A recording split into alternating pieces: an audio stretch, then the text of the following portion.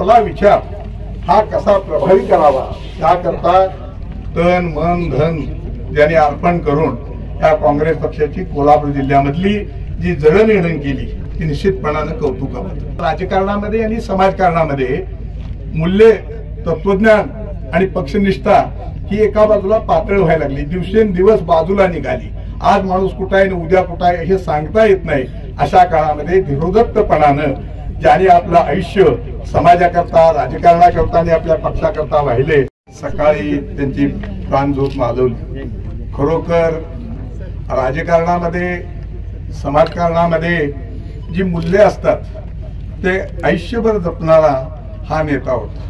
खरोखर त्यांनी जे तत्वज्ञान घेतलं, माणसाच्या जीवनामध्ये जे तत्वज्ञान माणूस घेतो त्याच्याशी जो प्रामाणिक राहतो तो निश्चितपणानं समाजाच्या राजकारणाच्या आणि समाजाच्या विकासाच्या मध्ये त्याचं महत्व निश्चितपणानं असतं। PN साहेबांनी आयुष्यभर ते मिळवलं। विचाराचं द्वंद्व हे असू शकतं, एक विचार निराळा दुसरा विचार निराळा, परंतु आपला विचार हा कसा प्रभावी करावा त्याकरता तन मन धन ज्याने अर्पण करून या काँग्रेस पक्षाची कोल्हापूर जिल्ह्यामधली जी जडणघडण केली ती निश्चितपणाने कौतुकास्पद। खरोखर आजच्या काळामध्ये PN पाटील जाण्यानं फार मोठी दरी पोकळी तयार झालेली आहे। कारण राजकारणामध्ये आणि समाजकारणामध्ये मूल्य तत्वज्ञान आणि पक्षनिष्ठा ही एका बाजूला पातळ व्हायला लागली, दिवसेंदिवस बाजूला निघाली।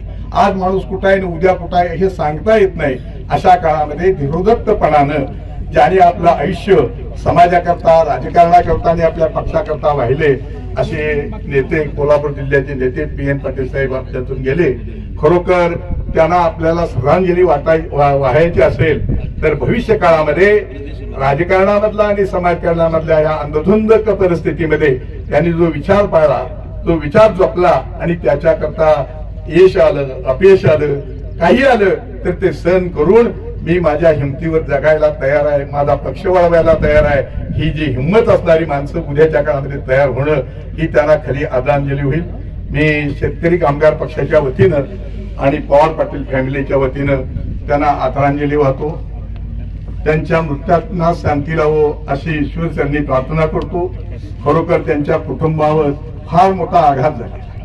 आम्ही आमच्या शब्दानं तो भरून काढेल असं नाही आहे, पण मी निश्चितपणानं परमेश्वराला प्रार्थना करतो या सगळ्या आघातातून त्यांच्या कुटुंबियाला आणि या त्यांच्यावर प्रेम करणाऱ्यांना सगळ्यांना उद्याच्या काळामध्ये हिमतीनं काम करायची प्रेरणा दे, एवढंच परमेश्वरावर प्रार्थना करतो। मी माझे 2 शब्द अशाच नवनवीन अपडेट पाहण्यासाठी आमच्या KK न्यूज चॅनेलला सबस्क्राईब करा।